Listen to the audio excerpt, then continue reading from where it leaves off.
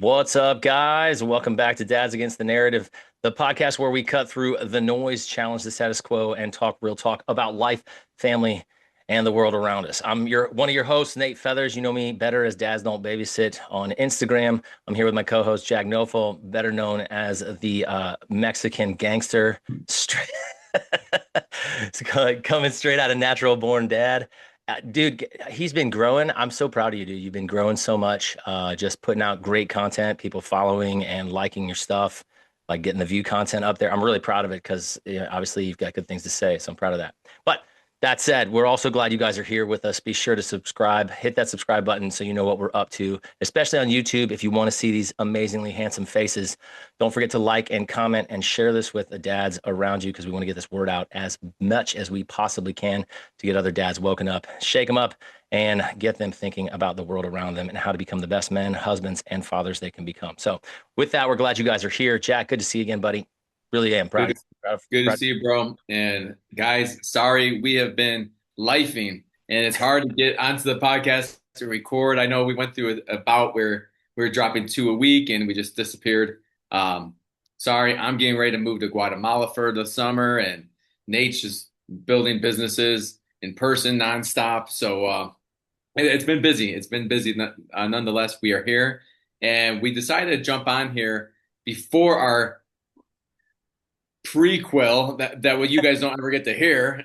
We were just talking about social media, so I'd like to hit this so you guys hear like what we think about as content creators, I guess, because that's what we're considered. We're also coaches, but we do make a lot of content. At least I do. I make a ton of content. I understand that. I drop out 6 to 10 reels a day. I was dropping 10 to 15 a day.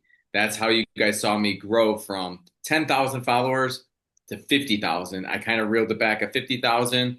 In the last week, I gained another 10,000. I'm around 60,000 followers today. So, yeah, what me and Nate were talking about is just like when you're scrolling, it's different when like for me, it's like going to create content for everybody. One, I get a lot of hate for the way I do things. If it's green screen, I get hate. If it's me pointing at my shit, people give me hate. Why are you in the picture? Get this asshole out of the picture. Like, dude, it's my page. Why are you on my page telling me what to do? If you don't like it, go elsewhere. My favorite is But when people are like, "Are you on crack?" And like, "Why are you talking so fast?" I'm like, I do get some of those because I you." do, guys. If you don't know, I speed my shit up because people's attention span is limited. So a trick of the trade is usually go to 1.3, 1.4 speed so people can hear you. But I do get those comments all the time where it's like, dude, this guy sounds cracked out. I'm not really cracked out, dude. I'm That's just, so funny. You told me that one time, and then I saw the comments, and it was like every video I saw, like I started like looking for that comment because I knew it was coming. But I mean, I would say 2.3. If you go to 1.2, it's really not as noticeable. That's where I keep it because I feel like it's crazy. But 1.3, you can definitely tell. And then 1.4, you do sound like you're cracked out. It's hilarious. yeah. I But it's mean, still that's good stuff. I think that's the thing is it's still good. And I agree with you. Like I notice I do it. I'll be watching something and I may not know the content creator. Like if it's one of my friends, a lot of times I'll watch to the end because I know that helps the video, right? So if I'm watching yours, I watch to the end because I know it helps the whole algorithm, right? But if it's somebody I don't know and then I'm watching and then I feel like I'm like, wow, this is the longest fucking video ever. And then I'm like, I'm out. And I know I even do it. So I try not to make content. And I know you do the same thing. We're trying not to make content that's so damn long unless we're doing long form like this. We're trying not to make it so long that it like all of a sudden you're like, okay, check that. I need to laugh at something. It's like, yeah, no, that's a real thing. I think that people don't think about. That's why I think Devin, our buddy, he went and he did the 60-second clips. I'll give you this in 60 seconds. Everyone has 1 minute where they can just be like, yeah, let me listen to this. And Devin does drop bombs. I love his shit. yep. But that's a kind of the same idea I do with mine. I try to keep them to minutes. So if I have to speed it up to 1.2, 1.3, 1.4, so be it.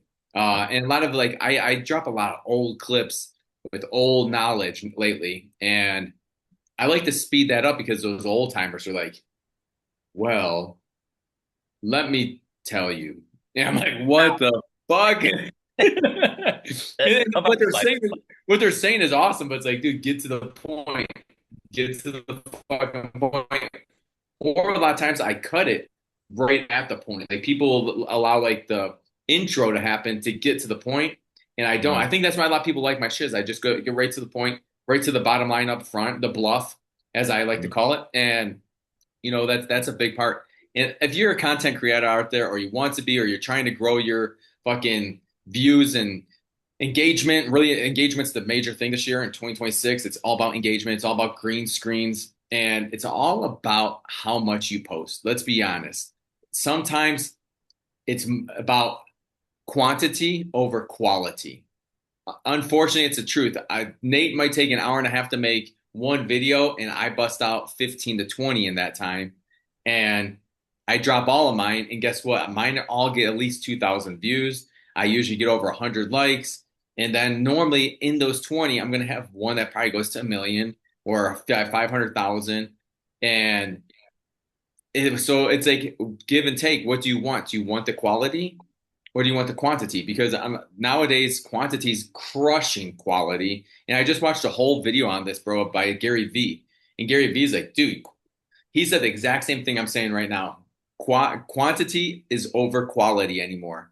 That's just the algorithm. You get yourself into more pockets of the algorithm when you're posting more. So in my community, I had a challenge where they had to post 5 to 10 times a day and do a 60-second clip of them just speaking, doing the public speaking challenge that I did.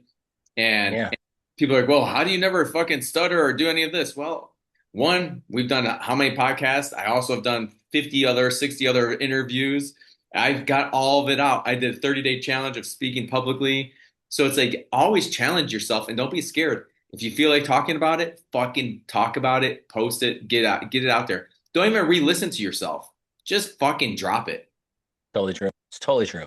Yeah. I mean, here's the thing I will say about Devin that I really like is that he actually preps it. And I think that's why he gets what he gets out of it is that he tells you it's going to be 60 seconds. And he's like 6 things in 60 seconds. So he's transitioning out of something every 10 seconds or so, right?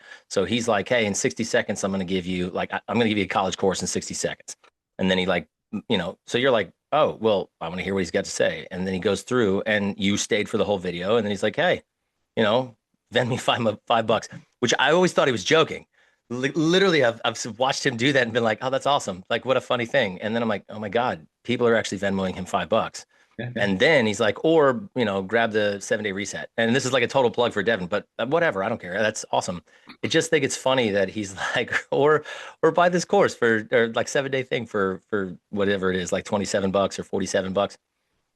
But I know that he was making money off of Venmo. People are just Venmoing him money. And I never even thought like, oh, that's something you should do. I thought that was very innovative, but he's got people sticking around for it too. So they're staying and they're watching what he's doing the whole time because he preps them. He's like, you're going to be here for a minute. And there it is. Yeah, and I don't think it's much of a plug. Devin's been on 6 shows of our Yeah. 36. Like the dude's been here, so it's Well, I yeah, like his mindset and he's got good stuff. So even if it were a plug for Devin, I don't care because yeah, he's a I great guy, agree. great stuff. So And guys, so this is the kind of shit me and Nate, when we first got on calls, we'll be talking about just bullshit. Like, dude, how's life? What's everything going on? Because normally we text each other every day, but it's felt like fucking a month since we've yeah, really got to catch up with each other. So we're kind of these podcasts are our catch up time. You guys get to listen to us catching up, just two fucking homies hanging out. Uh, so welcome to the homie hangout. Maybe we right, should rebrand homie hangout. right. Anyways, yeah, guys. So what's happening for me and my family that's kept me a bay is we're moving.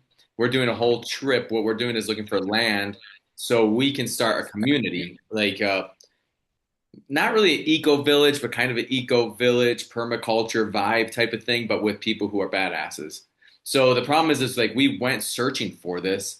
We moved to Costa Rica, went to this eco village, and we're like, dude, some of the hippie motherfuckers are like doing a little too much ayahuasca and too much self healing. And then you watch their kids are like retards, and you're like, dude, like there's an imbalance going on in your life here. Maybe we need to have a little discipline in with your fucking ayahuasca trips. And then you meet the people who are too disciplined, and you're like, bro, like if I eat this fucking cupcake by you, are you just gonna fucking fuck me up or what? Like, what's gonna happen if I eat a cupcake by that? Not that I even eat cupcakes, but like I there's get some that. people that are too far disciplined, and so like me and my wife are finding out like we don't really care. We just want good people that are loving by us, people that really like. That's what it really comes down to. Like we have friends who beat their kids' ass, and we're totally against that, but they're amazing people actually, and it's Mhm. like we stop judging that. And it's like when you're by the spiritual people, you feel like you're getting judged constantly. When you're by the disciplined people, you're like getting judged constantly, you feel like. So we're like this weird medium middle ground of like the hippie disciplined people. And Mhm. so, yeah, we want to start our own shit. And we have like three ex-soldiers who are like, dude, I'm in. I'm in. Like paramedics from Kyle Carnahan, who's just like, dude, we'll fucking come. He just moved to El Salvador yesterday. Oh, Um, really?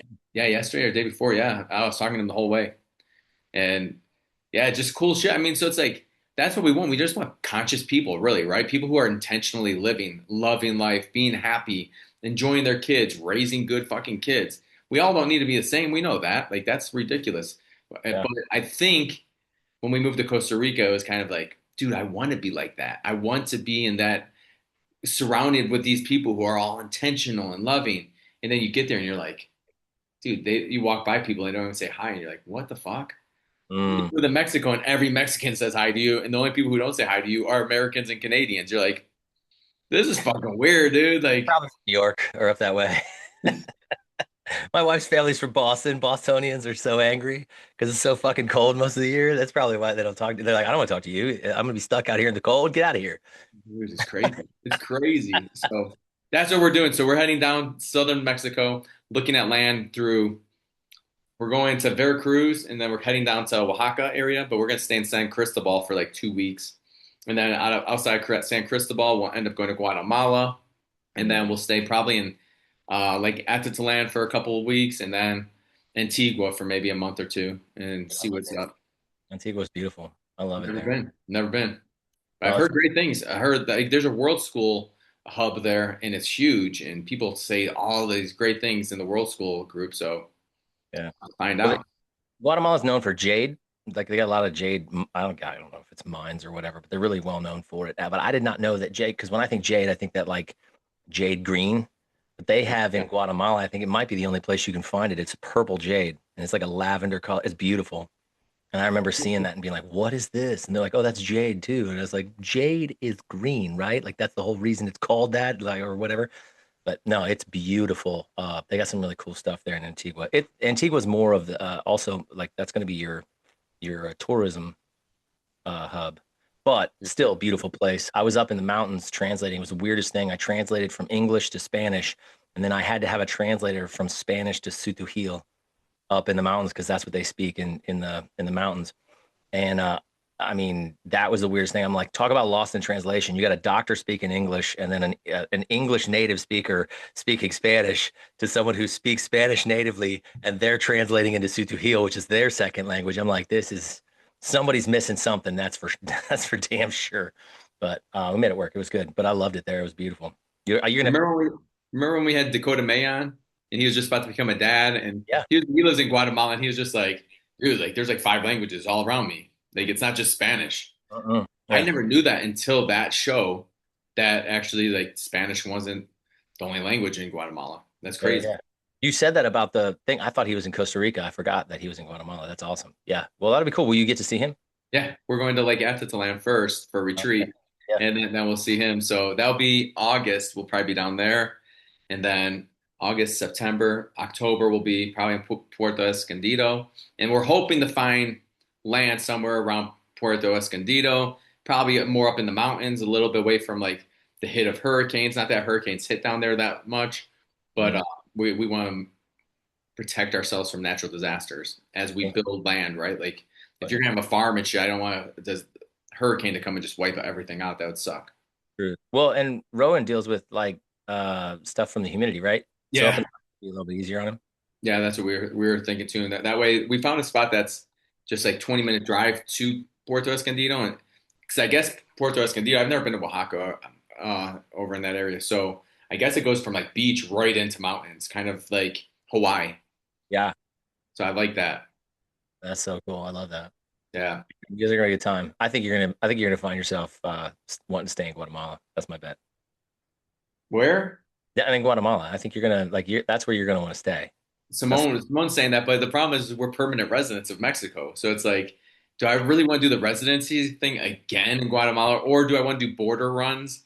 Like border runs are so inconvenient. Like yeah, I think now for there it's 6 month visas, nice. so that's not bad. And maybe we get something special being Mexican residents. Yeah. But dude, I don't know, the residency shit's a pain in the ass, and we already have dual residency now. So it's like. I think you can get third residency. I think you get as many residencies as you want. You just can't get passports or something. Oh, really? Yeah, I don't I'm remember. not sure. I know that in Costa Rica, so I was illegal for a while in Costa. It's always funny when people talk about illegals in the United States because I was like, well, I lived in another country and I was totally illegal for a while. And then my wife at the time, because she was pregnant, she could not leave. She actually the first section when we became illegal because you only get 3 months in Costa Rica, and then we got a student visa. But when the student visa expired, she was pregnant, but she was bedridden, so she could not go anywhere. And so I had somebody stay with her. I went and translated for a medical team in Nicaragua, and my week long stay there got me 3 more months, which was enough to be good for the rest of the time. But she was a total illegal alien. And when Zeke was born, so this was what 22 years ago, when Zeke was born, that was when because they were socialists, they're like, well, we don't do that to women and children. So she got like a pass because she was pregnant and then because she had a baby and because that baby was born in Costa Rica, he was considered a Costa Rican citizen and they would not deport her because of him. So it actually worked out okay, but it's so funny when you talk about all that stuff and I hear and when I think about that and how annoying it was because like then we went to Guatemala and we took him with us and I had luckily all the stuff. I just assumed, "Oh yeah, he's our baby, we just go with us." Nope. They are like, I mean, this guy was like, you can't just take a Costa Rican baby out of the country. I was like, look at his face. I was like, his face is my face. His eyes are blue like mine. I was like, look at this kid's face. Does he look Costa Rican to you? I was like, this kid is mine. And he was like, well, you're going to need to provide some paperwork. And we had been dropped off at the airport. Luckily, we were meeting a church that was taking stuff back for us because we were coming near the end of our time. And I happened to have the paperwork that I had to have to get him to get him onto a plane to Guatemala. No joke. The guy looks at me and goes, if you come to this airport the next time to leave and you do not have all these things for him, you can go, but he is staying.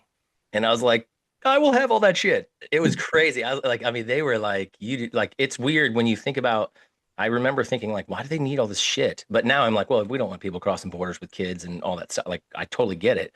But I also then think about like the process to get into the US and we don't just let you come in. Like you can you could fly to Costa Rica today and they'll stamp your passport and be like, yeah, you can hang out here for 3 months, right? Yep. You can't do that in the United States. If you come from certain countries, you have to have permission to fly into the United States, or at least that's the way it's supposed to be.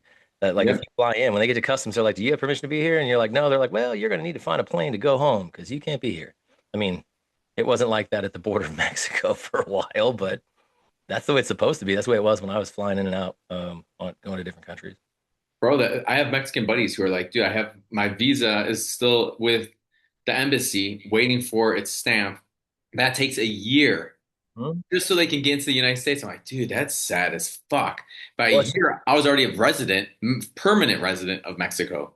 yeah, it's no wonder the people who come through illegally fucking hate it hearing how illegals just were getting shit. Like, I mean, I know that that's not so much a topic of conversation now, but it's no wonder that when all of that was happening under Biden, that like you think like they were like, oh, it's racist. I'm like, talk to the people who are not from here that have become like citizens of here. They are pissed off because it took Yeah. so much money and so much time. They're like, yeah, do it the right way because it took me forever and I did it the right way. Yeah, my first wife was from Peru, and we did all the paperwork to make her a citizen.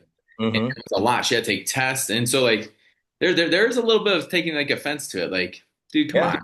Like yeah, I get how hard America is, but like if you do it the right way, it's still doable. But it America does make it tough. I see like Mexico, it was not that tough. right. I mean, we did a lot of paperwork, but you can also get lawyers that like do shit like under the table. You're like, they say that you can't get appointment, but you slide me another 500 pesos and Right. Yeah. appointment hours all of a sudden opens up. I'm like, There's like, Well, it's kind of funny. Like when and again, it comes back to like a lot of the illegal alien stuff. Like I'm against it, but I also, when I came into the country, I was like, I'm all for immigrants, but do it the right way. So I had one of my best friends in Costa Rica. Um, he was Colombian, and the whole reason he was in Costa Rica was because him and his best friend came up from Colombia. When they got to Costa Rica, he met a girl and he stayed, right? So when I got back to the United States, they were like, "Hey," he was like, "My friend is in Columbus, where you're from. Like, can you help him out?" And I was like, "I'll see what I can do." That dude literally came from Colombia, worked his way up, and illegally came into the United States. And I mean, had like the coyote like cross him through the border, like in a box or in a truck. I mean, it was like he did some crazy stuff to get to the United States.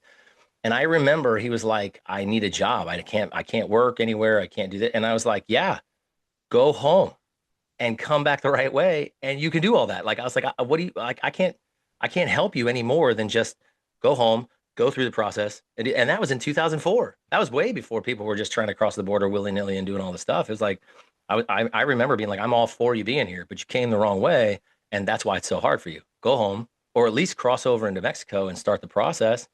Go back to Costa Rica, hang out with your best friend, and meet his wife and his kids, and then go from there. Because at least Costa Rica, you speak the language, you hang out with people that you know. I'm like, and then if it takes 2 years, then it takes 2 years. But at least you're not feeling like you're stuck scrounging for a life up here. I know that wasn't the place we were going, but it's like, you know, even in 2004, I was like, come through the right way. It'd be better. It's a better move. no, I think so. I mean, and people make the arguments all the time. Borders this, border that. Guys, I'm with you. I think borders are fucking stupid. They're man-made. It's silly, but it is what we have, and Mm. so you have to deal with it. And because my wife will make that argument all the time. Well, fucking borders shouldn't exist. Well, also like fucking all the Syrians shouldn't be going to one country that are all military age males. Yeah. Sorry, like the Somalians shouldn't all just be coming that are military age males. Like we see what's happening statistically with rapes. I mean, the new statistics came out for England. It was something like 90% of, or even high, I think it was higher, 90% plus rapes were not by white British men. Mm. And, Dang. and we know Indian, I mean, Indians maybe, but they're British. The Indians who are there are British. So it's Right. like, it was illegals. Germany had the same thing. France has had the same thing. It's like Ireland's had the same thing. They've had uprisings about it. So it's like, Dude. all right, so am I a xenophobe because I fucking am seeing the statistics and I'm calling it what it is?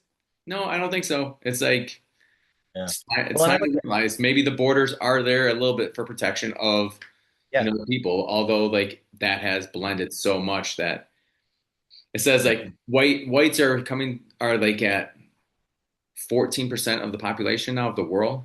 It's like Hmm. it's dwindled down to like we are the minority actually now. Oh, I guess we could feel that now. Is that Wow, it feels so good. I feel so good. I'm the minority. I love it. It's interesting that you say that too about the borders thing because I look at it like I'm like, I take it down to like a singular level, right? So anytime I talk about that, I'm like, well, I own a house. I have windows and doors on it for a reason, right? I lock the doors, keep my kids safe. That way it's just not like wide open for anybody to walk through and take stuff. Obviously, I'm trying to create a life and pay for my children, pay for the things for my wife and us to have the things we want. I lock the door at night so somebody just doesn't walk in and steal stuff. Luckily, where I live, do you know who Dad's Got Bars is? Yeah. Okay, so he moved to Nashville from LA and he was like, dude, I left my car unlocked the first time, like for the first time in Nashville. And he was like, I was terrified. He's like, if you do that in LA, you're not gonna have anything left in your car. Right. And he's like, I walked outside the next morning. I was like, oh my gosh, I forgot. He's like, there was nothing happened. And I was like, bro, I have accidentally left my garage door open and my doors unlocked. Like, hey, come in and steal all my shit. Nothing. Right. I love that about where we live. Now, the other side of that is it's Tennessee and it's a constitutional carry. So if you walk into somebody's house, you might die real fast. So there's that too. But I always say like, oh, I have doors and locks on my house to keep the people out that I need to keep out and to keep the people that I love safe and protected. I kind of look at borders like that in the sense of like, hey, if too many people go rolling in and it could Like if I just were like leaving the doors, I'm like, hey, if you come in here, I'll just take care of you. Well, at some point, I can't take care of everybody. And I kind of look at it like that. That may or may not be right, but that's kind of how I usually look at it in the sense of like just we have to be able to take care of the people that are here and that are supposed to be here. And then we can always open the door and let people in. Like we can always let them in and have dinner and all of that stuff, but it's who we want to come in and, it's under the understanding that you're not coming in to hurt family members or steal stuff. It's Yeah. kind of, No, I mean, we don't have that problem in Mexico. I mean, the cities probably do, but I don't live like in a big city. I live in a smaller town, and I mean, my car is barely ever locked. yeah. Nothing's ever been stolen. Nothing has ever been taken. I mean, it's just, I know it's the scary Mexico that we always were told about, but yeah, I've never had that. It's just, it's Mexico, man. Mexicans aren't looking to steal shit, dude. It's so funny to hear It's 'cause not in fun. Costa I remember, so people would come by and they'd like knock on your gate. Every house had a gate, like fence, and every fence had razor wire at the top. And I remember driving in and being like, what is going on? This is insane, right? Every gate, it locks right behind you. If you forget your keys, you were stuck. But I left the car out one time. I was there on a missions trip and I had the mission car and I left it outside and some guy tore off the Honda Accord like the emblem. Not it wasn't the top thing on the hood. I'm totally blanking on what that's called. But it wasn't that. It was the backside where it's just the emblem. He tore it right off of the trunk. And then he knocks on the gate like Upe. They used to say come in the name of the Virgin of Guadalupe, and it got whittled down to Upe. So they'd be like Upe, and I come out, and he's like, "Hey, I think this is from your car." I'm like, "Yeah, I was up in the window. I saw you tear it off of there." I was like, "You keep it." But I just remember being like, "Why does everybody need razor wire and gates and stuff?" Like, geez. Wait, where But was that at? I was in Costa Rica. I lived a lot closer to San Jose though, so I wasn't Well, too on I that. was by San Jose for a while, and dude, s- this is the problem with the Ticas and Ticos or whatever they're called there. It's Mhm. like they try to rip me off 4 or 5 times in 3 months of living there. Mexico, I've been here 2.5 years. I've never, not once as a Mexican. Matter of fact, Mexicans will be like, here, take my stuff home and then just pay me next week. It happens all the time to us. Like I'll be like, dude, I don't have no efectivo on me, man, no cash. And they're like, oh, no problem. Just give me next week. And you're like, what? And then like we didn't have Tupperware because we wanted to take home some food for the baby. And Mhm. he doesn't like it shelled. And so they're just like, oh, here, take our Tupperware. Like this happens all the time. You go to a fruteria and they're just like, oh, no problem. Next time you come back, just, pay for what juices you got. Like, dude, what? The first time that happened to me, I thought it was like shocking. And then it's happened now probably at least 30, 40 times in 2.5 years but it's normal for me. If someone's like, oh, just pay me next time, I'm like, all right. And so then you make a good memory of it. Like, but that's very common in Mexico that people are just like, pay me later. No problem. No It's pasa like nada. it feels like old school. Like so where I grew up was a pretty small town. I mean, maybe I don't even know how many people live there, but a little town called Barberton. I mean, it's up by where you from, but my dad was somewhat known in the town because he was a pastor. So of the churches that were there, he was a pretty well-known pastor.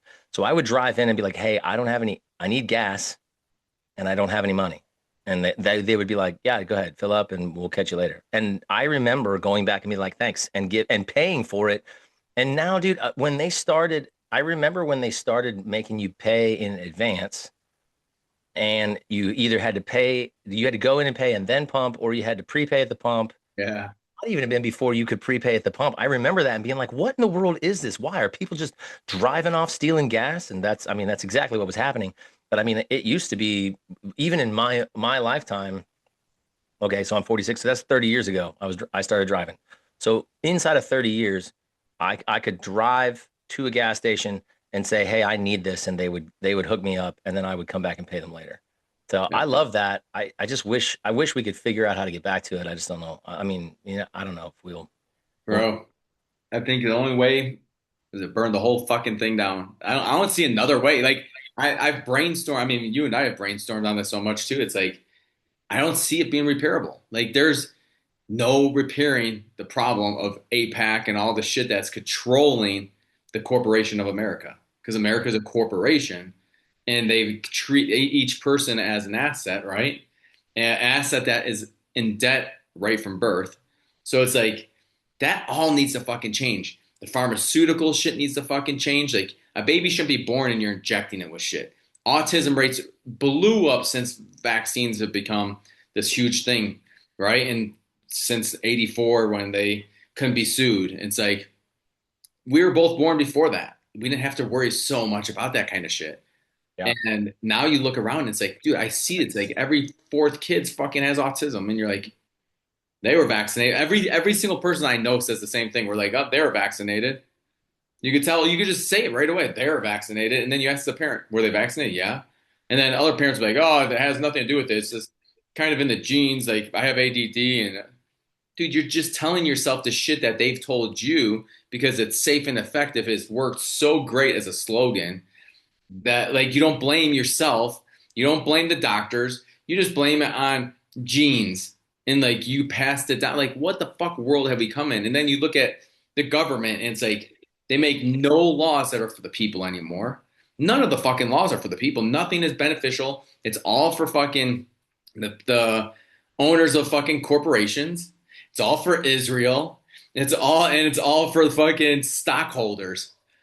Like, what the fuck is going on? Like, nothing is good for the people. The middle class is just gone, defeated. It's gone. It's like, what the fuck's going on? And I remember like hearing that from my stepdad. My stepdad was a bit of a conspiracy type of guy back in the day, and I remember him saying they're gonna try to wipe us out, the middle class, you know. And at that time, we lived a family of five on 55,000 a year comfortably. Yeah. Not that we grew up in a nice neighborhood or anything, but like we had a decent house and it was a beautiful growing neighborhood, and we grew up like loving kids and safe outside. You didn't have to worry about motherfuckers trying to steal you or this and that, and it's like a whole different ballgame now. I talk to people in America, even you. It's like it's so different. It's like this anxiety of fucking perpetual fucking fear is always happening in the United States.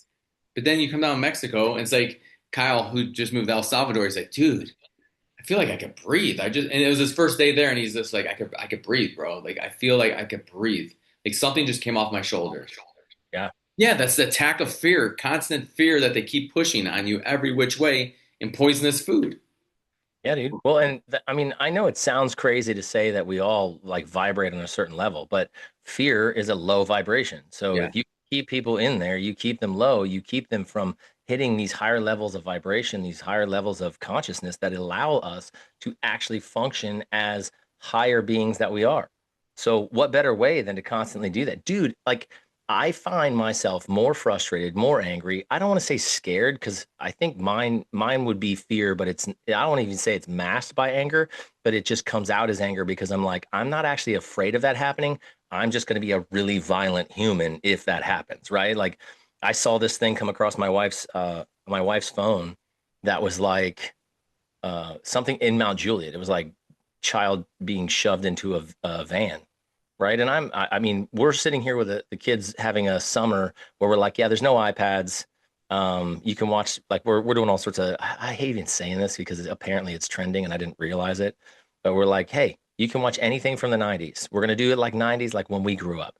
So we gave them walkie-talkies and we let them like I don't let them out front because I saw where like people were stealing kids. Just they'll drive up in an SUV, shove the kid in and drive off. And you know, and I tell the kids, they're like, why can't we go outside? I'm like, because I have to run that car down, like smash into them and kill the people inside of it to get you back. I was like, I don't want to do that, and I don't want to do that in front of you.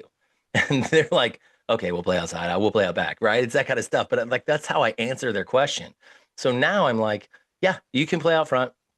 Take the walkie-talkies. You have this tether, like you can go around this like little loop over here. But every time they go, so they take that, and then I've got the walkie-talkie as well. So and they just want to play on them. So most of the time, I'm hearing them play, and they're talking back and forth, and they're trying all the like over Roger that all the fun goofy stuff we used to do when we were kids. But even doing that, and then seeing this thing where the kid was shoved into a van in Mount Juliet, I'm like, great. So now I got to think about that and like sitting in that level of fear of I don't want to make the choice that makes me lose my kid. And I think that's the problem is that I sit in that like, oh God. And dude, I find myself like more reactionary, more violent, more angry. And like I'm like it's we pushed this back a half hour because I'm like, dude, I'm working out and I gotta finish. Like I have to do that because it's good for my mental health. Who I do care about my body because I became a fat fuck, so I need to like fix that. But at the same time, I'm like, my brain needs this so that I don't go insane. And my wife tells me I'm a better human when I do it, so it's necessary. But it's Bro, all running the, all that fear, fear dumping. If you scroll too long, you're gonna be. It's like being on the news, right? Like everybody who watches the news is like, oh, you gotta watch out for this, you gotta watch out for that. Like, social media has become that. You're scrolling, you're doom scrolling your own like low vibration. yeah. And when you're saying that, it makes me laugh because one, you probably already know my son watches only 90s shows, 90s movies, 80s movies. Like he can watch Charlie Brown, the old school Charlie Brown, where they're like, you idiot, and call each other names and stuff. I have no problem with that. Yeah. And we use walkie-talkies now for the last 2 years. And we have actually a six pack that the whole family, we all have our own. And my son is allowed to go a kilometer away from me. And Yeah. he does. And that's the funny part about Mexico, guys. It's like one of the safest countries for child predatory shit because children So, come first. yeah. Is he six? Six, 6 years old, and he's allowed to go wherever he wants, basically. So Yeah. I go down to the community center, which is roughly 800 meters away. Because I'm ex-military, I like to count my steps and Gotta understand. go meters. And so he'll be like, at home, I'll be like, hey, how do you read me? And he'll be like, loud and clear. I'm like, all right, if you want to come down, just let me know. Say, Roger, boom, out, right? And he has to use proper etiquette on the Right. radio. We don't call them walkie-talkies, they're radios, just like the military. So when I teach the Warrior Kid Club, same thing. All my kids, like I remember the one father, he's like, where do they go to the bathroom? I'm like, way over there, across the field, past that building, down in the woods. Not even shitting you. And at Hmm. first, I'd let kids just go by themselves. And then I eventually, like within the first month, I already had a battle buddy system. You had to go with a battle buddy, just like the military, so you guys are safe, right? And then I got walkie talkies. Take a walkie talkie when you get to the John or the latrine in the woods. You Roger, I'm over at the latrine in the woods. Blah blah blah. Right? So it's like they're always communicating. So the walkie talkies work really well. They do. And but the fear that you're talking about, like I moved to Mexico to eliminate that. Yeah. Me and you've talked about this before, where it's like I had a gun all the fucking time on me. My pistol was on me. I have zero guns here. I Mhm. always carry like a knife on me. I have a hatchet under my fucking car seat. But like, That's you more violent than a gun. At least the gun's gonna end it fast. You gotta like hack and hack and hack, man. bro, if I go into psycho mode, I have no problem hacking. But the hatchet is mostly for fruit. I'm Yeah. going to get avocados, mangoes, limes, like papayas. So it's like it's become more of a fruit tool than it has anything. And then here I am just fucking not worried about my kids. Everyone knows them right away. Like, I mean, obviously you know what my kids look like. They're very noticeable. They're curly-haired boys, and they all call them, what is it, Chiquit? No, how do you say curls? Oh shoot. I don't remember now.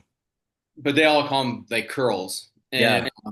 because they're curly head boys, right? And everyone knows them. Everyone takes care of them. That's like the village feeling that you get in Mexico because kids and old people are the most important. You take care of the elderly, you take care of the kids. Family is the core here to love. So it's Yeah. like they live in this frequency, even if they're poor. Me and my wife were just talking about this yesterday. You drive down the street, and how many homeless people have I seen in Mexico? And I lived in Puerto Morelos, so this is very poor. It's the old Mayan area, Yeah. and there's none. You rarely see a fucking homeless person. Hmm. And then in the States, you go to the States, any city, it's like in abundance. Like, whoa, what the fuck is going on? There are three homeless people that are like on the street asking for money or something on the way to the kids' school every morning. Like you get off of the exit, there's one there. You get down to the next light, there's one there, maybe two or three there, and then you usually see them. There was a homeless community in tents, like a tent city next to a gas station that ended up closing down because people wouldn't go there anymore. I remember like I had had coffee and I had worked out and I had had like a whole thing of water. I mean, I had had way too much water and coffee together. I had dropped the kids off and I had my daughter with me and I had to pee so bad, like I was seeing yellow. It was rough. So I pull in there, not even thinking. I walk in, and I'm like, bathroom. He's like, yeah, you can't use it. It's not not public. And I'm like, why? And then I'm like, dude, I got nothing else. So I'm holding her. I'm like, I'm gonna pee in my pants. So I walk around to the side of the building and I let it rip. And I look over and there's a shit ton of tents and homeless people like milling about. I was like, well, what am I gonna do here? I guess I'm gonna finish this off and go home and know that a bunch of homeless people saw me peeing in the like on the side of a building. Like, what's your name? I'll write it on the wall, like one of those kind of things. But I don't know. It's there's a ton of them, and they're like, I mean, they're not. It's crazy. They're not in Mount Juliet where I live. They're the next exit up Route 40 in Nashville, but that's where they are in abundance. And it's like that first exit is like, welcome to homelessness. It's wild. I mean, it's crazy because people think of the States and everyone's like, oh, freedom, blah, blah, blah. Like, freedom of what? There's Ah, homeless people everywhere. It's drugs everywhere. And people are like, oh, it comes from Mexico. Yeah, by the CIA through the cartel. If you don't know, the CIA controls the cartel. That's been like a thing forever. right. And then here down in Mexico, it's like Mexico and Europe. It's like if you have to pee, you're able to pull over on the side of the road and just pee right by your car. Like no one cares. Cops drive by us all the time, and we're all just like, even my wife will stop and just pee. Obviously, women you can't see peeing as much because they're squatting on the side of the door. But like Yeah. me and my boys will just sit on the side of the freeway and we'll pee over there, and like we're just oh, crossing streams. Me and my boys, and but it's Or normal. Like that's very you see it all the time. Mexicans pulling over on the side of the road and just peeing in front of their car, behind, side of the car, or wherever. It's not a big deal. But yeah. America, it's like the home of freedom. You're not allowed to do that because you'll get ticket. You're not allowed to walk with an open container of alcohol. Not that I drink, or you'll get ticket because it happened to me when I was younger. Mhm. And then here it's like you can go anywhere. You can have open containers in the car. You could probably be drinking and the cop will pull you over and be like, dude, just stop driving. Just let your Yeah. buddy drive. Because here it's not like so serious. And people are like, oh, I'm afraid of the military's everywhere there with guns. And it's like, bro, I'm ex-military. They don't bother me one bit. Matter of fact, my kids go up and give them high fives. They love them. Hmm. It's all perspective, right? It's like, Oh yeah. I mean, just like how you live. You live in a nicer neighborhood, so it's you are cushioned a little more than the city. In the city, I mean, who wants to be by cities anymore? Like the Yeah. cities are just becoming smart cities, trash, and it's like they don't take care of it anymore. It's just I'm not sure what's happening in the States, but I Yeah. mean, last time I was there, I was in Atlanta, so it's not like I was in the best city either. But all my people in Dude, Atlanta love Atlanta. we drove to Florida. We have to go through Atlanta. And the only reason I did this was because we were going through Atlanta is I had a gun in the door and a gun on my hip the whole time. The whole time. My wife's like, why are you bringing that? It's a rental car, all this stuff. I was like, because I need to be able to like go from either side. She's like, you're crazy. I was like, listen, I feel crazy. I feel crazy. Dude, a guy knocked on the door yesterday. And on my way out, I pulled my gun and put it in my pocket and then opened the door. I mean, I live in a really nice area. I don't have any fear. It ended up being a guy, like he was trying to sell me something, but he lives up the street, no big deal. But like as soon as he's like, oh yeah, I live up the street. He's like, this is how he let me know he lives up the street though. He's like, oh well, we do this with windows, and he's like, you're in construction, right? He's like, I see that you have a trailer attached to the Jeep every once in a while. I was like, how do you know that? And he's like, oh, I'm sorry, I live in the cul-de-sac up the street. I'm like, well, lead with that, bro. Like, what are you doing? But then I'm like, okay, and I'm trying to like make sure that the gun's not visible and all that stuff. But yeah, no, man, it's like, I mean, I wish my kids didn't know as much about me carrying because we'll go somewhere. If they see that sign that says no guns, they're like, Daddy, it says no guns. I'm like, will you stop talking? Fucking kids, dude. They're the biggest rats there is. My I son know, like, stop ratting me. We go to a hotel. We were to Atlanta. We went to I guess yeah, we went to the aquarium. And I had it on, and the hotel said no guns. And the first thing they said, the first thing out of their mouths, they're like, "Daddy, is your gun on you?" I'm like, "I'm not telling." that aquarium's legit No, though. That aquarium's fucking nice in Atlanta. that I'll give aquarium them is, that. It's a nice aquarium. yeah, dude. The whales, like, it was funny because we could have gone to the aquarium in Chattanooga, or we could have gone to the one in Atlanta. And I'm like, dude, there's whale sharks in Atlanta. We're going to Atlanta. I mean, it's like 2 hours difference. We're going to Atlanta. And so we went there, and I was glad we did. It was very cool. Very Yeah, cool. it's one of the better ones. Tampa's cool. Tampa has a really nice one, but Atlanta's I think is top notch. I think it's even better than Tampa. And Tampa was rated one of the top ones I know in the country. Yeah. Allegedly, that's what Tampa people say. Yeah. Well, yeah, of course. Every city has the best of everything. That's right. Yeah. Nashville's got the best stuff. That's how it works. Best barbecue, best everything. That's right. That's right. Until you go to Memphis, and then apparently that's where the best barbecue in Tennessee is. But yeah, man, it's kind of crazy. I will say this: they just put this out. My wife is somehow tapped into whatever the Mount Juliet police say, like send out, she gets, and they're like, yeah, 289 arrests in the up this point in the year. And it's like 87% of them are from like people from outside of the city. Like it's not even residents in the area. It's honestly, it's people coming from Nashville out trying to get away, and they're catching them like on Mount Juliet Road out here. I'm like, that's one, that's hilarious. Two, awesome. Keep doing your thing. Like keep after it. When we see the police, we saw police over here. I try to take the kids over, introduce them, let them know that these are people here to keep them safe. We had I don't know, it was a couple years ago. We had a massive snowstorm, and we met some friends up at the elementary school up the street, and it's got a like big hill you could sled down. And when we got there, a cop pulled up, and I'm like, "Oh, are we not allowed to do this?" And she's like, "No, I thought I'd hang out with y'all and I'd go down the hill with the kids." I was like, "All right." So we got a video of the of this woman cop. She was a cutie. We told my son about her. We're like, "Dude, this girl was cute, man. You got to get like figure out how to get in there and find out who she was." We're like Corporal something, I don't know, but she literally sledded down the hill with the kids. It was fun. I So will I say like that. yeah, I like having them around. And honestly, when we were in Costa Rica, they didn't have police. They had military, or no, they had police. They have no military. They kind of Yeah. like they assume the United States will help them out is what they assume. That's crazy now that I live back here and I actually have some knowledge of what it costs to take care of a military and or police units.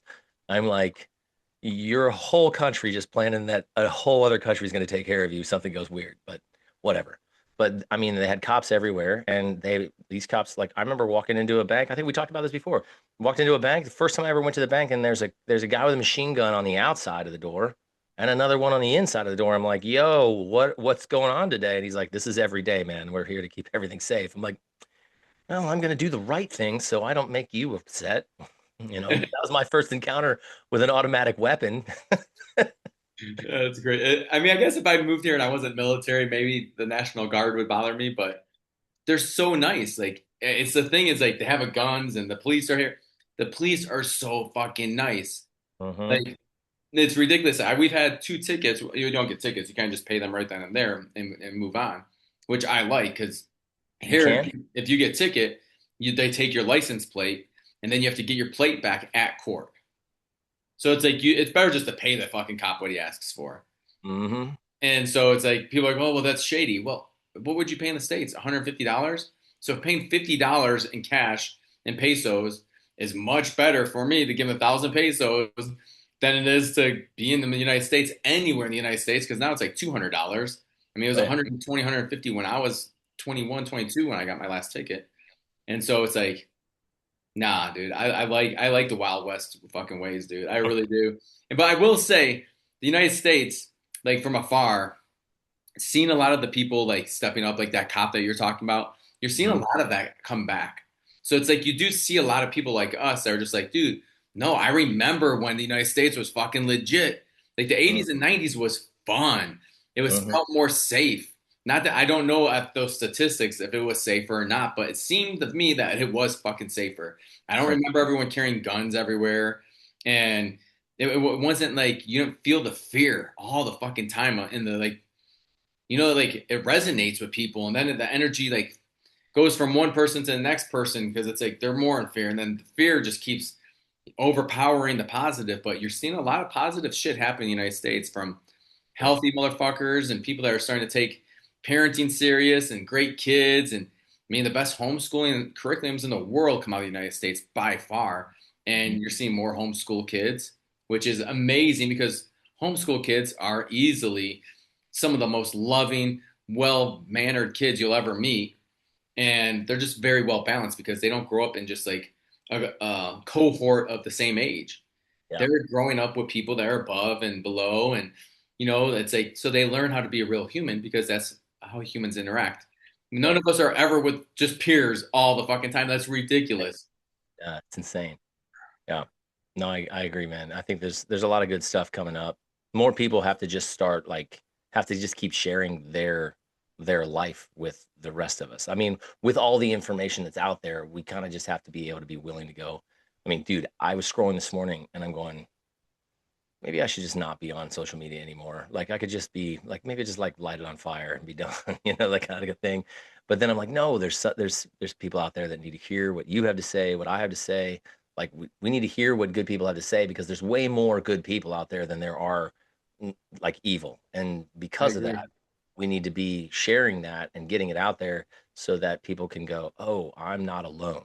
That's the whole thing is like feeling alone makes people just like hole up into some place and just be like, I guess I gotta like navel gaze and stay away from everything and like suck, like come down into my own space. And the last thing we want is for that to happen. And I know that the statement is the thing that evil needs to succeed is for good men to do nothing. So if good men will just stand up and say, "Oh, this is what we're doing, and this is how we live, and we're raising our kids this way," you're going to find that there's more and more and more and more men and women that going, "Yeah, that's how we do it too. That's how we do it." You may find that really, truthfully, there's amongst what is presumably 8 billion people on the planet, probably not, but presumably 8 billion. There's a lot more of the people like us than there are these evil shitbags that are doing bad things. I agree. No, it's always what they say. It's like always like 2% of the people fucking cause the problems for the world. That's where all the laws come from. That's where all the rules come from. It's 2%. And Right. so I agree, but the problem is so many complied with COVID. So fucking many complied. And compliance is a fucking cancer. You can't comply. Like you need to use critical thinking and discernment. And like that's the problem I think still is like I look around and yes, I my social media is loaded with fucking health coaches, fitness coaches, dad coaches, all the fucking and then truth tellers. So like the conspiracy people, and it's like so I'm only hearing like the shit where it's like wake up, wake up, wake up, wake up. Here, this is what I'm doing. Positive habits, positive habits, positive habits. And so I'm a little bit different. I think you're probably the same because your social media is loaded probably with a similar shit.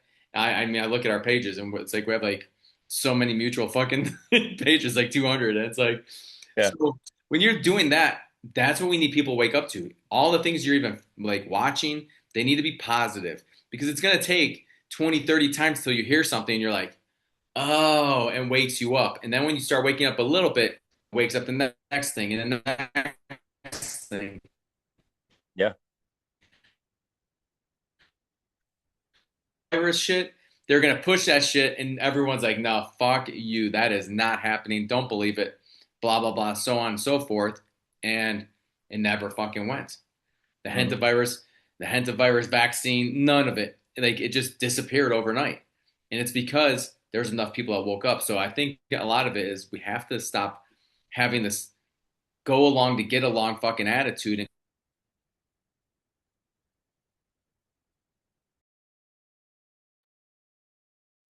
I lose you, buddy. I lost you.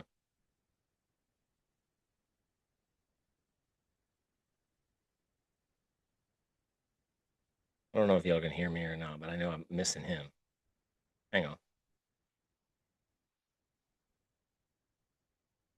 Let's see what we can do here. Oh, he's coming back. He's coming back. Hang on.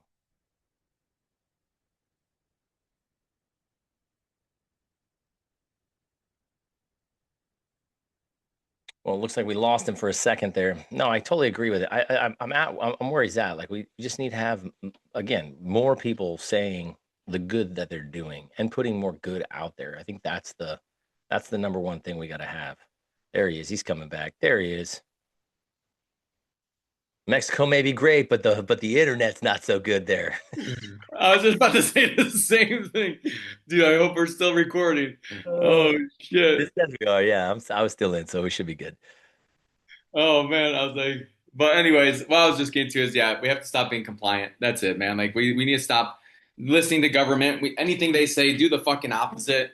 They're killing us with data centers. They're killing us with everything. Our food, everything's been lies. Organic food's a lie. Everything's a fucking lie. So it's like we need to start trusting each other, brothers and sisters, our neighbors, Yep. and get back to family first. I mean, and then you're gonna watch out. Fear's gone, compliance is gone, and the government can't do shit, bro. Like It's the basics. The real basics they took away and they made the basics.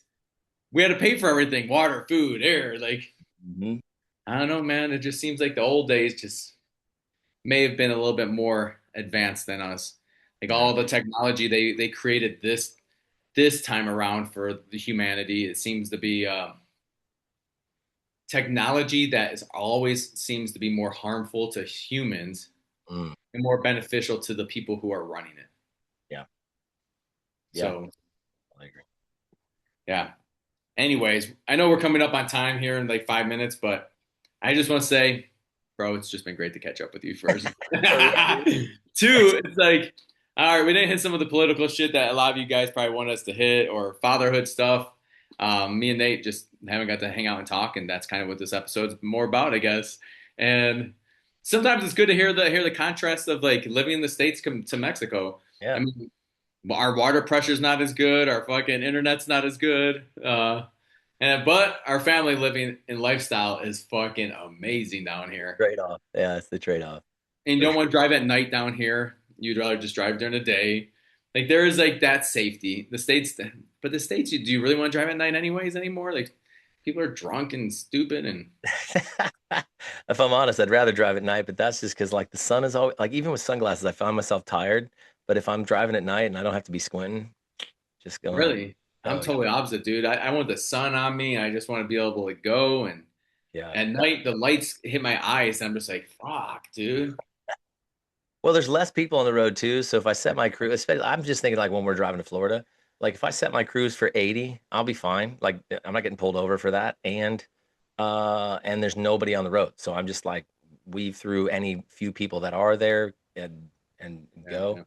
yeah. It's just I guess it's easier on my eyes, so I fall asleep less. But I was that way back when I was younger, but now I'm an old man.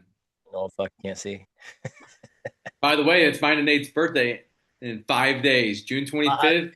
yeah, that's He's gonna right. be almost 50 years old. I'm finally gonna hit the Oh, mid 40s. 46. Okay, I got 4 more years after this before I hit 50. Upper 40s, like I said, I'll be 45 in my solid mid 40s. He's Yeah, 46, upper 40s. rounding up. Nice. I remember when I thought 46 and 48 was old, and I'm like, well, I'm only 2 years from that. That's great. That's awesome. Yeah, it's crazy to look back and be like, dude, I mean, it was just different. Like when we were kids, like 40-year-old men looked 40, 50, 60 years old. Like they look like shit. They're alcoholics. I mean, at least around me. I mean, Dude, I didn't have positive role models anywhere in my vicinity. yeah. I mean, this is not offense. This is not to be offensive to my father, but at 40, I kind of remember how he looked and he was portly and like he didn't work out. He did like all the stuff. And I'm like, I'm not even close to that. And most of the men in my family went that direction. And I'm like, I refuse. I'm not doing it. So my kids have a way better physical example of how to act and what to be like.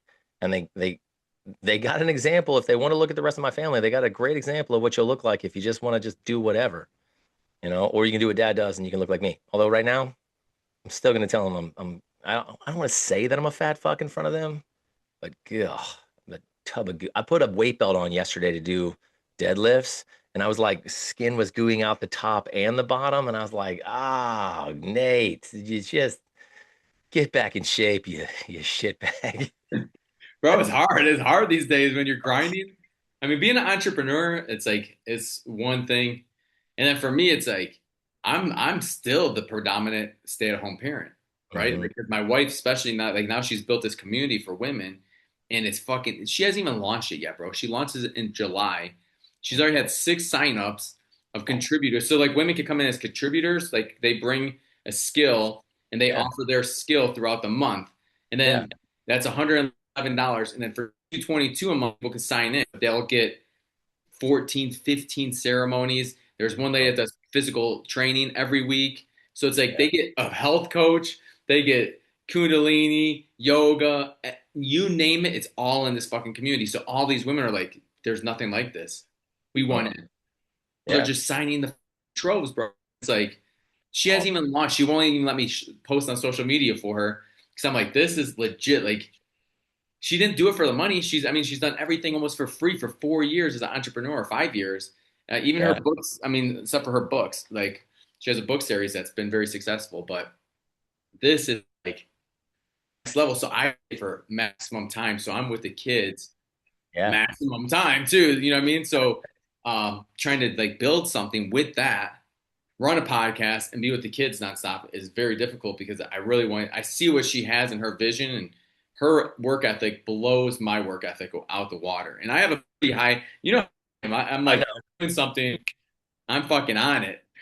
But she smokes me, bro. Like you think Yeah. I'm a go getter, like actionable. She smokes me because she also uses the intellect, and I Mm. don't. I'm just like, I'm gonna take this fucking hammer and I'm gonna fucking beat every fucking nail I see. I don't even know what to do. No, I get that, man. That's Yeah, so awesome. it's been crazy, and it's a blessing also. I every day, and if you guys are listening out there, every day wake up and hunt the good stuff. Find something good in your life that makes you grateful that you're alive. Because I'll tell you what, like one thing we do in our house, we all meditate together and pray together and hunt the good stuff together. Like, dude, what are you proud of today? What are you thankful for? Is it the Mm-hmm. sun because we've had rainy days for fucking 2 weeks because we're in rain season? Is it my health? Because my health is better than what my dad's ever looked like. Even if Mm-hmm. I don't feel at my max, I still bring that like what we were talking about and say, you know what? I'm still doing it. And dad, you could have done better. Sorry, Yeah. but you could have fucking done better for me because I have bad habits that aren't letting me get to the point that I know I can get to because I Mm-hmm. fucking have this handed down to me. These bad eating habits, this fucking snacking, the fucking whatever it is. And but I'm grateful that I still have overcome most of those. Yeah. Got myself in a good shape, a good enough shape where my kids still think I'm a superhero. Yeah. So it's like life's not so fucking bad. Even if I'm not at the physical peak that we want to mid 40s. Yeah, no doubt. Yeah. I love that.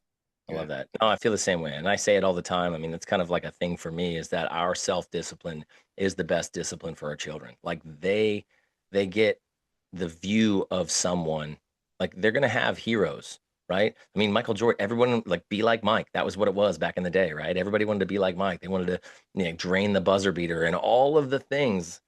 But like if you can be this guy, like the superhero, as long as you can to your kids, I think that they're gonna find that they want to be like you. And I mean, if you look like a superhero and you act like a superhero, and I don't mean like act, I just mean like and you live a life like that, they're gonna be like, yeah, I want to be like dad. Dude, it's the coolest fucking thing to hear that from like I got a 22-year-old. He's had that conversation with my wife, not exactly with me, but he's like, I want to be a dad. I want to do what dad has done. And I'm like, holy shit, like gives me chills. It makes me excited. I'm like, I got a 20-year-old kid that's going, I want to be like that. I mean, that's the life. That's it. Dude, that gave me chills. Like I can't imagine. My wife the other day, she's like, I don't think you realize how much Destin loves you and looks up to you. And like that alone was like already tearing me up. As aggressive as I can be and I sound, I'm like the biggest teddy bear. Like I cry when I watch movies. I'm not afraid to cry Dude. in front of anyone either. Like there'll be Yeah. guys by me like, oh, you fucking pussy. So I can still whip your ass after I'm done crying, you motherfucker. I could whip your ass and still be crying. I don't care. But it's like it tears you up just like knowing you broke that generational pattern. You So stopped it. It stops right fucking here. And that's what it's all about. All that fucking hard work, all those nights of sleeplessness, all those nights of fucking worrying about where money's coming, all those nights of wondering if I'm doing good enough. If I'm good enough, that kid says one thing and you're just like, that's it. yeah. That's fucking it. I've done it. I've done it. Thank you, God. And that's the first person I thank is God. Mm, Like, yeah. God, thank you. Like, higher energy, whatever the fuck you want to call it. We know something's greater than us. And so that's all I got to say to end this show. Like, Dude, I thank, feel like thank, that is the mic drop right there. Like that's it right there. Do the things that make you the superhero because they're watching and they're going to be like you. And then just lead with gratitude. I think that's massive. yeah. Well, dude, it was awesome, bro. We need to get back on it. And folks listening, we're going to try harder. We will Yeah. in these tough days. And maybe we'll just be dropping no videos and just recording. That way it's easier for me to do it from my phone on the road. So don't expect YouTubes all the time. That takes a little longer for me to load up, but definitely I think we can do some ones that are just recorded like that at least. Yeah, man. All right. All right. Well, See you brother, next it's always good. See you guys next week. Peace out.